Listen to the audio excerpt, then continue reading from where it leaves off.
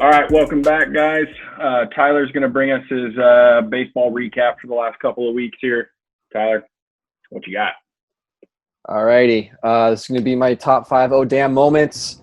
Here we go at number 5. The Cardinals are the latest team to have a COVID outbreak in their clubhouse. They have not played since July 29th, and as of right now, at the very latest, they can maybe play this weekend. So they've lost a ton of games. With them plus the Marlins, there's been a total as of today, 27 total game postponements due to COVID so far. For the Cardinals, 9 players and 7 staff members have tested positive. There was alleged rumors that it started because some players went to a casino. So far, none of the Cardinals players have said that actually happened.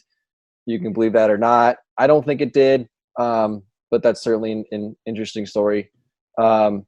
So St. Louis to this point has only played 5 games. So that's going to create a very interesting scenario with games going forward. They're all currently in Milwaukee, quarantining in a hotel still since July 29th. So if they start, let's say Friday at the very best, they would have to make up 55 games in 45 days if they wanted to play 60. So that's going to be a real tough schedule for them. It's going to be hard on players, hard on pitching. I think MLB needs to get the Cards playing as soon as possible, whatever that means. If it's the taxi squad, whatever. Owners are not going to like that because they have to pay more players. But I don't want to see the Cardinals playing 40 games, and have a better winning percentage than the Cubs, who played a full 60 or close to that. So it's very interesting. Hopefully they figure it out and all the Cardinals get healthy. But that was number 5. At number 4, Chris Taylor's game. Actually, Tyler, real quick, do you mind? Yeah, go for it. Can all of sports land stop with the fact that the MLB's fucked? They've had 13 positives, over 13,000 samples for a 0.1% positive rate. To me, they're not doing a bubble. People are going fucking crazy because we're seeing some positives. Okay, whatever. They're not in a bubble. We're at 0.1%. The MLB is actually doing a very fantastic job as far as I'm concerned. So, yeah, that's all I have to say about this. I hate the media too. Yeah, I would agree with you too. I think the bubble's not in play here, and considering that only 2 outbreaks, I think that's pretty good. But obviously with a short season, it does create a lot of problems with games. I think that's my No, I think that's definitely an issue, but that's not make it seem like it's gonna become a big issue.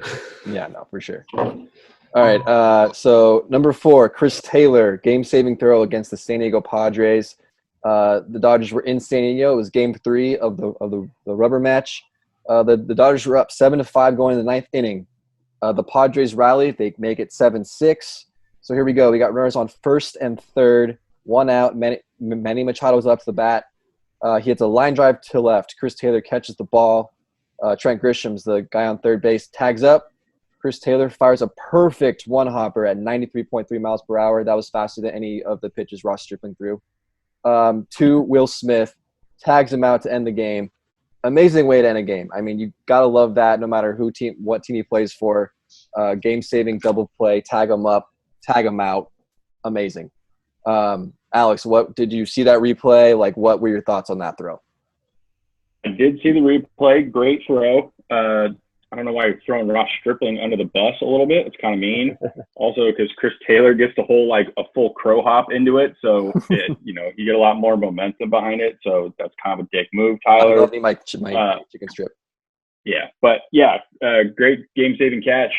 Helps me a lot since Kenley's on my fantasy team and he was not looking that sharp with that particular outing anyway. But yeah, good for you, Chris Taylor. At number 3, the Colorado Rockies are good now. I totally batched their pitching, and now they're pitching. They have the 5th best ERA in baseball at 3.42 and the 4th best WHIP. I said that they already had a stacked lineup. Charlie Blackmon's hitting 500 right now, and if they could just figure out their pitching, then it'd actually be pretty good. And so far, they have figured out their pitching, and they're in first place. led by Jermaine Marquez at a 2.08 ERA. Kyle Freeland's 2-0 with a 2.41 ERA. And let me read this right. Antonio Senzatella. I don't know who that is. He's a new guy. 3-0 with a 2.65 ERA. Oh my god. So yeah, currently 11-5. I think they were beating Arizona earlier, so they might be 12-5. First place in the NL West, second best record behind the Oakland A's, who are 12-5. James, since the Angels suck, are you going to jump on the Rockies bandwagon? The Angels suck. They're only behind second place by 2 games for the division. So, like, that's really not that bad. And currently they're beating the A's by 6. So is that an indictment on the whole fucking division thing? No, what are you doing, bro? Like, nah. I'm still Angels all the way. They're going to beat the A's tonight. They're going to have 2 wins over the A's for the series. That'd be cool. So, no. Hey, Angels all the way. I say the Angels are 2 games behind. That's an indictment on the whole division as far as I'm concerned. All righty. At number 2, I'm going to run this little story by you guys. Eddie Alvarez, 30-year-old, made his major league debut with the Marlins last Wednesday. What makes this special? He represented Team USA in the 2014 Winter Olympics in Sochi, competing in short track speed skating. And he won And he won a silver medal. And he was he was drafted by the White Sox in 2015 and got traded to the Marlins last season and made his big league debut. So far, he has 3 hits and 13 at-bats. He's a switch-hitting infielder. I mean, one hell of an athlete. The last Olympian to play in Major League Baseball, fun fact for you guys, Jim Thorpe in 1912. So that's pretty impressive. So was he a speed skater too? He was no, he was a decathlon guy. He also played pro football. So he played pro baseball, pro football, and was a Olympian. So he's All-American, stud. Yeah, pretty awesome. It's a pretty cool story. There's a really cool article on ESPN. If you guys are interested in it, just his whole story about being in love with both speed skating and baseball, and just kind of going back and forth and trying to decide what he wanted to do. And he's done both. And good on you, man. That's pretty awesome. Eric, would you ever considered playing 2 sports if you were good enough to play sports? Yeah, I played 2 sports. I've been playing 2 to 3 sports every week: golf and lacrosse and hockey. So, professionally. Yeah, I probably would try to do that too. But didn't you say the Marlins were going to be bad this year and they're doing super well? Maybe the whole COVID shit plays a role in that they didn't have to play a few series, but aren't they doing pretty good? Yeah, they're off to a really good start too. I mean, this whole COVID shit, like, this season's crazy. I don't even know what to think about it. But yeah. All right, moving on to number 1, boys. The A's versus Astros brawl. All right, let's break it down for you guys. A's outfielder Ramon Laureano. There you go. Thank you. He is up to bat in the 7th inning of Sunday's game versus Astros against rookie pitcher Humberto Castellanos. Laureano gets hit in the back by a slider that didn't slide. This was the 2nd time in the game that he got hit, the 3rd in the series. Laureano then becomes Castellanos' pitching coach, showing him how to properly snap a slider, give him the gestures, like, this is how you throw a slider, dipshit, like, make sure it slides, don't hit me. So then there's a little bit of talking going on, but nothing crazy. He slowly walks to first base. He's standing at first base. Then the Astros hitting coach, Alex Cintron, starts yelling at Laureano and baiting him to fight. And according to Laureano, Cintron said something vile in regard to his mother, and Laureano sprinted to the Astros dugout towards Cintron. Astros catcher Dustin Garneau made the tackle of the year. We got football coming up. I don't think there's going to be a better tackle to stop Laureano to get from Cintron. Cintron the entire time was like cowering behind his whole team. He didn't even go after him. That's a bitch. That's a fucking bitch. He is. So then that obviously sparked both benches to clear. Laureano and A's catcher Austin Allen were ejected from the game. No Astros were ejected ejected from the game, of course. So today, MLB disciplined both Laureano and Cintrone. Cintrone got 20-game suspension, which is the highest suspension that any coach has gotten during the season. And then Laureano got 6 games, which compared to Joe Kelly doesn't make sense to me. How does Joe Kelly get 8 games for trash talking and throwing behind a guy, and Laureano gets 6 games for actually charging the guy and starting a brawl?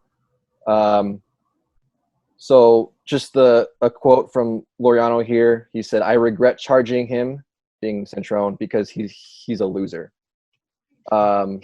So Alex, I'll start with you. What are your thoughts on this whole thing? Yeah, I got my A's jersey behind me specifically because I knew we were talking about this. Cintrone is the biggest pussy in baseball, hands down. He's baiting him. I don't know why they didn't just make an example out of him and just suspend him for the year. I've also heard some other rumors that Cintrone was a part of the cheating scandal anyway, so maybe that's why they actually did give him 20 games. But yeah, like you said, he hid behind like 4 guys. Ramon Laureano is not even that big of a dude. Not that I would want to fight him. I'm sure he'd kick my ass, but like, it's not Giancarlo Stanton or somebody. I think like, especially if you're going to say something incredibly vile, whatever it was, I have no problems with Laureano chasing after him. I know MLB is trying really, really hard to avoid these sort of situations, but it's going to be like this for the rest of the year with the Astros. If there's even a little bit going on, players are going to end up taking it out on the Astros, however they feel like. Eric, I know you've had some things to say about the Astros. What do you think? I going back and watching the video, because I remember you guys brought it up when it happened. I wasn't watching the game, but watching the video, I was proud of that dude, Laureano. Like, looking at like you said, looking at that Cintrone guy, he did look like a piece of shit. He's taunting him, yelling at him after the dude just got pegged. Like, he just got pegged by your pitcher, and I love that he just charged straight at the guy. And they had a great camera angle. You see when he's charging at him, you see that Cintrone guy just turtle shell away, and hide behind everybody. So I thought it was good. I thought it was more exciting than the Joe Kelly stuff, but I did like to see that Laureano, sit up for himself and charge this guy. And I hope to see more teams, if, shit gets a little chippy with the Astros, go at them. Fuck it. They cheated. They deserved it. If they didn't get suspended, they didn't get penalized by the league, they should get penalized by the other teams if they're going to start fucking with them. Yeah, I agree. James, what did you think of that tackle by Garneau? It'd be illegal in football because I'm for the neck first. But other than that, man, it'd be fantastic. Like, Dustin Garneau was an ex-Angel. He played for the Angels last year, so I have a lot of respect for the guy. But yeah, he de-escalated that situation the best way he could. Because had he not tackled him, way more punches would have been thrown. But he brought him to the ground, and then they all just kind of piled on top of him. I think as a peacemaker, Dustin Garneau was amazing there. For sure. Traden, I know you love fights in hockey. You get that one-on-one kind of tuffle, but what do you think of this baseball brawl? Going to James's point, it actually underwhelmed me because it de-escalated so much. It was just kind of like a pushing match, but the whole what led up to it was the exciting part, obviously. Guys, the way I see it, the MLB is to blame here.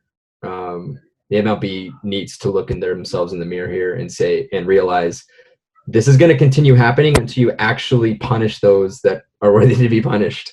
Joe Kelly gets 8 games and no suspensions were given to the Astros. It just amazes me. And the MLB has the audacity to say, "Oh, you can't do this. This is absolutely, not okay." You guys caused it. Okay. Fucking look at yourself and realize that. And maybe, just maybe, this wouldn't happen. Because I guarantee this probably would be less of an issue if they had just fucking did what they're supposed to do from the get-go. And that's what I think the most frustrating thing is for me. Yeah. Traden, I could not agree with you more. I think you nailed it on the head. I think a lot of this is MLB's lack of ability to manage the situation properly. I would love to go more into the whole saga of this whole sign stealing thing, but that's a whole podcast. So I'm going to stop there for now. That's all I got. Thanks, guys. All right, Tyler, thanks for your little baseball recap and your oh damn moments.